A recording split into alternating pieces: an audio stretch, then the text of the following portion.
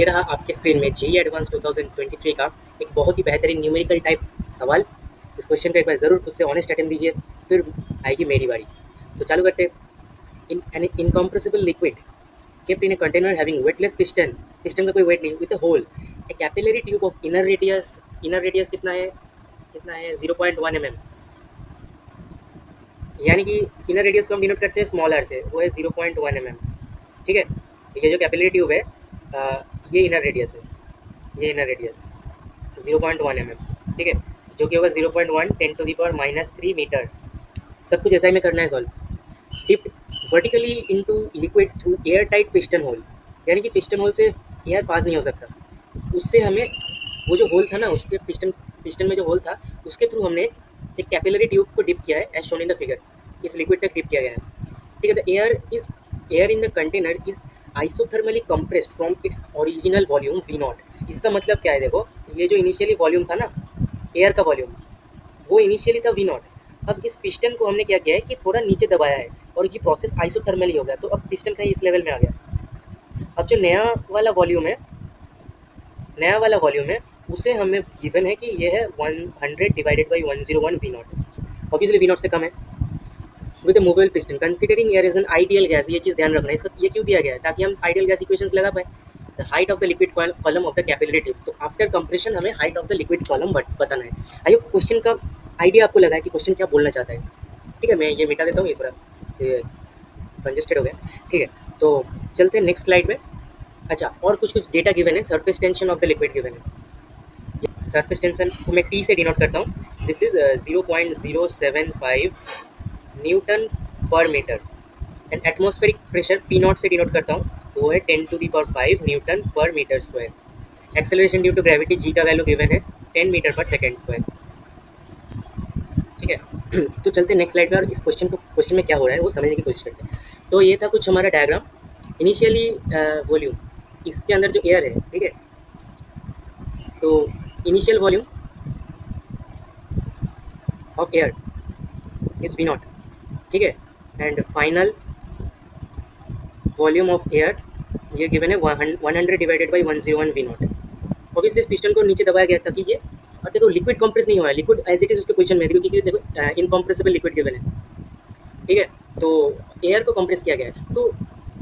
तो एक चीज़ देखो कि इनिशियली जब ये इस लेवल में था, यानी कि वॉल्यूम जब V0 था, तब देखो कि वॉल्यूम जब V0 था तब इस पॉइंट का प्रेशर, क्योंकि बाहर तो एयर है तो इस पॉइंट का प्रेशर P0 है। P0 मतलब एटमॉस्फेरिक प्रेशर, तो जस्ट इसके नीचे भी प्रेशर P0 ही होगा, क्योंकि वेटलेस पिस्टन है। फोर्स बैलेंस करो, ऊपर भी जो फोर्स होना चाहिए नीचे भी वही फोर्स होना चाहिए, तो ऊपर नीचे सेम फोर्स एग्जर्ट होगा तभी जाके वो बैलेंस्ड रहेगा। तो नीचे भी एयर का प्रेशर, इसका मतलब इनिशियली P0 ही था। तो इनिशियल प्रेशर क्या है, P इनिशियल, ये था P0। और P0 हमें पता है, P0 कितना है, P0 है 10⁵ न्यूटन पर मीटर स्क्वायर, ये एटमॉस्फेरिक प्रेशर के इक्वल है। तो इनिशियली P0 प्रेशर था। ठीक है, इसका मतलब जब हमने आइसोथर्मली कंप्रेस किया, देखो ये वाला वर्ड को ध्यान देना, आइसोथर्मली कंप्रेस, इसका मतलब प्रेशर चेंज होगा। तो फॉर आइसोथर्मल कंप्रेशन हम बोल सकते हैं कि initial P initial equal to P final V final. ठीक है, इसका मतलब देखो initial pressure P0 atmospheric pressure पता है, V0 वॉल्यूम था, फाइनल प्रेशर कुछ हुआ है P final into V final हमें गिवन है 100/101 V0। इसका मतलब चेंज हुआ है फाइनल प्रेशर, तो V0 कटोगे तो क्या आएगा, तो P final is equal to 101/100 P0, यानी कि फाइनल प्रेशर होगा 1.01 P0, 1.01 टाइम्स P0। इसका मतलब इस एयर का प्रेशर अब बढ़ के P फाइनल हो चुका है, समझे। तो आई थिंक ये वाला आइसोथर्मल, ये था आइसोथर्मल कंप्रेशन वाला फिनोमेना, आइसोथर्मल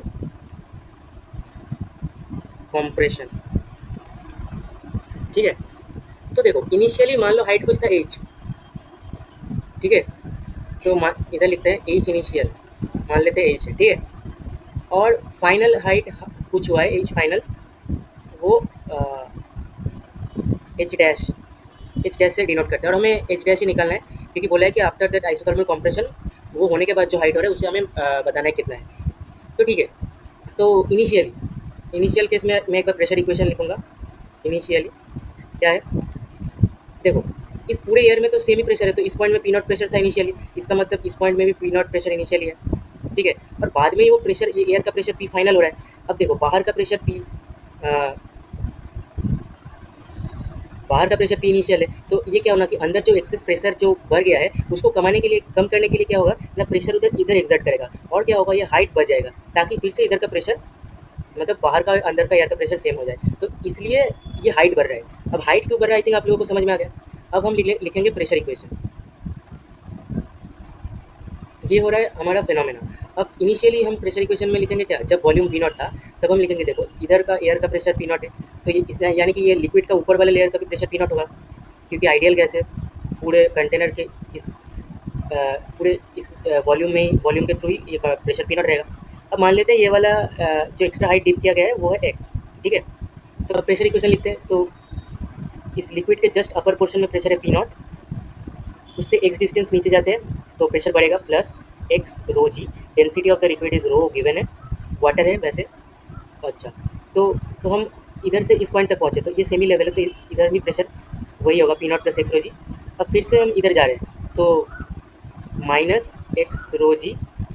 अब इधर से हम इधर टॉप तक पहुँचेंगे, तो क्या होगा, माइनस एच रो जी, क्योंकि एगेंस्ट ग्रेविटेशनल फोर्स जा रहे हैं तो प्रेशर घटेगा, ऊपर जा रहे हैं तो माइनस एच रो जी, ठीक है। अब हम, तुम्हें पता है सरफेस टेंशन का फिनोमेना कि ये एक्सेस प्रेशर इन बबल, तो अंदर अगर लिक्विड है, ठीक है, तो इस पॉइंट में और इस पॉइंट में प्रेशर डिफरेंस कितना होता है, जो होता है अच्छा ये चीज़ मैं इधर लिख देता हूँ।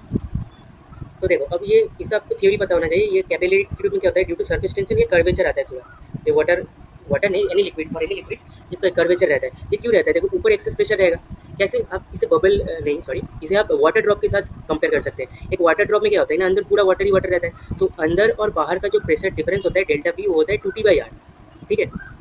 तो ऐसे ही ये पूरा एक, इसको आप एक वाटर ड्रॉप की तरह ही समझ सकते हैं, क्योंकि ये पूरा होमोजीनियसली एयर है, सेमी मीडियम है, तो ये बाहर और इसके बीच में जो प्रेशर डिफरेंस होता है वो भी होता है 2T/R। आप इसे ऐसे समझ सकते हैं कि एक बलून है और बाहर से आप इधर से इसको हवा भर रहे हैं, तो क्या होगा ना, इस पॉइंट में प्रेशर ज़्यादा होगा, एक्सेस प्रेशर होगा, तभी ना ये कर्वेचर बनता है बैलून में। अब क्योंकि ये मीडियम होमोजीनियस है, तो इसे हम बोलते हैं excess pressure due to bubble, sorry excess pressure due to water drop की तरह आप कंपेयर कर सकते हैं। और बबल में क्या होता है, बबल में ना दो लेयर रहता है, ये अंदर, ये बबल का दो लेयर रहता है, बबल के अंदर मान लेते हैं वैक्यूम कूप रहता है, तो ये अंदर और बाहर का जो प्रेशर डिफरेंस रहता है वो होता है 40/R due to the two layers of bubble.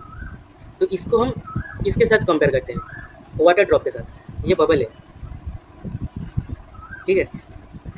तो अब जब हम इक्वेशन लिखेंगे तो एक्सेस प्रेशर डिफरेंस आएगा 2T/R, इस चीज़ को ध्यान रखना। अब देखो, तो हम इधर से इधर तक पहुँचे थे, फिर इधर से इधर, फिर एच रो जी ऊपर, अब हम इस पॉइंट तक पहुँच चुके हैं। अब ऊपर जब जाएंगे तो क्या होगा, प्रेशर ऊपर क्योंकि ज़्यादा है तो plus 2T/R is equal to, बाहर का एटमोस्फेरिक प्रेशर है तो ये हो जाएगा पी नॉट।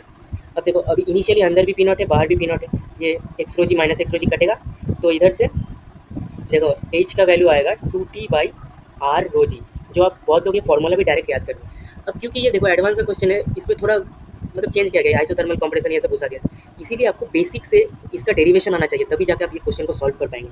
और ये आर क्या होता है देख लो एक बार, ये आर होता है ये बाहर जो बबल मतलब इमेजिनरी बन रहा है, बाहर जो वाटर ड्रॉप हम सोच रहे हैं उसका रेडियस आर, और उसके साथ ये अंदर वाला इनर रेडियस आर का रिलेशन होता है small r is equal to R by cos theta, और कॉस थीटा होता है, थीटा होता है ये एंगल, लिक्विड के सरफेस के साथ जो एंगल बनता है इसे हम बोलते हैं एंगल। और ये वाला एंगल देखो क्वेश्चन में, contact angle of capillary surface is zero, question में थीटा जीरो दिया गया है। तो देखो, तो इस क्वेश्चन में जो जो कैपिटल आर होगा वो होगा small R by cos zero, cos zero one ही होता है, यानी कि small R equal to capital R ही होगा। तो तो इस फॉर्मूले में हम आर की जगह स्मॉल आर भी पुट कर सकते हैं, ठीक है। अब देखो फाइनली क्या हो रहा है, ये अंदर बहुत ये बन गया, ये वाला डिस्टेंस हमने एक्स लिया था, तो क्या होगा देखो, फाइनली क्या हो रहा है कि ये इसका इस पॉइंट का सरफेस का प्रेशर पी फाइनल, नीचे जा रहे तो प्रेशर बढ़ेगा अलॉन्ग जी प्लस एक्स रो जी, फिर से ऊपर जा रहे हैं, हम ऐसे प्रेशर इक्वेशन लिख रहे हैं, समझ रहे हैं ना आप, माइनस एक्स रो जी, और फिर से ऊपर जा रहे हैं माइनस, अब हाइट चेंज हो गया क्योंकि प्रेशर चेंज हो गया, तो एच डैश रो जी, ठीक है। और excess pressure due to water drop होता है 2T/R, वो तो चेंज नहीं होगा, इज इक्वल टू बाहर का प्रेशर ऑब्वियसली एटमोस्फेरिक प्रेशर यानी कि PATM है, ठीक है। अब पी फाइनल की जगह डाल दो 1.01 पी नॉट, ये plus x rho g minus x rho जी कटेगा, ठीक है। और पी नॉट को इधर लाओगे तो ये इधर आएगा, is equal to H dash rho g minus 2T/R। Rearrange किया इक्वेशन को, और 1.01 माइनस वन ये होगा 0.01 पी नॉट, ठीक है। इस चीज़ को देखो ऐसे भी लिख सकते हैं कि एच नो जी का वैल्यू है 2T/r, ठीक है। तो इसको हम यूज़ कर सकते हैं इस इक्वेशन में, कैसे, इस 2T/r की जगह एच नो जी डाल दो। तो देखो इक्वेशन में इस अगले पेज में लिखता हूँ, H dash rho g minus 2T/r, ये आता है 0.01 पी नॉट। अब 2T/r हमें इनिशियली सॉल्व कर चुका हूँ, जब वी नॉट वॉल्यूम था तब 2T/r का वैल्यू था एच रो जी। तो इसका वैल्यू क्या आएगा, 2 इंटू सर्फेस टेंशन गिवन है 0.075 डिवाइडेड बाई कैपिटल आर को स्मॉल आर लिख सकते हैं, वो जो कि होगा 0.1 10⁻³ इसको सॉल्व करेंगे तो आएगा 1500। ये सब कुछ ऐसा है, मैं अभी यूनिट के बारे में सोचने की ज़रूरत नहीं है। तो ये हो जाएगा H dash rho g is equal to 0.01 P naught, और एज इट इज़ 2T/r का वैल्यू हम ये डालेंगे, ठीक है, प्लस 1500। तो ये हो जाएगा 0.01, एटमॉस्फेरिक प्रेशर पी नॉट का वैल्यू है 10⁵ newton per metre square, plus 1500 divided by H dash. अब रो जी को इधर डिवाइड कर दो, density of water 10⁻³ kg/m³ into g का वैल्यू 10, यानी कि ये ऊपर बन जाएगा 2500 डिवाइडेड बाई 10⁴, यानी कि H dash is equal to 25 divided by 100 metres. अब हमें सेंटीमीटर में लाना है, तो ये हो जाएगा 25 centimetre. So final height of the water column is 25 centimetre. तो क्या पूछा गया, the height of the liquid column in the capillary above the liquid level, above the liquid level. तो यहाँ से यही हाइट हमने निकाला, इसको ही हमने एच लिया था इक्वेशन में, तो इस इन सेंटीमीटर पूछा गया, तो वो होगा 25। तो आई होप ये वाला क्वेश्चन आप लोगों को अच्छे से समझ आया है, ठीक है। और अगर कुछ दिक्कत होगा तो आप कमेंट सेक्शन में मुझे बता सकते हैं, अगर कहीं पर भी अंडरस्टैंडिंग का दिक्कत हुआ है तो मैं अपना पूरा एफर्ट दूँ कि इस क्वेश्चन को समझाने के लिए, क्योंकि आपको बहुत जगह ये सोल्यूशन मिलेगा जो कि मतलब आप कॉन्सेप्चुअली क्लैरिटी नहीं मिलेगा, और मैं कोशिश करूँ सिंपल इक्वेशन लिख के आप कैसे आंसर तक पहुँच सकते हैं। तो आई होप ये वाला क्वेश्चन आप लोगों को समझ में आया। तो मिलते हैं अगले लेक्चर में अगले क्वेश्चन के साथ, बने रहिए सीरीज़ में, ऐसे ही आपका थॉट प्रोसेस इम्प्रूव करता रहेगा।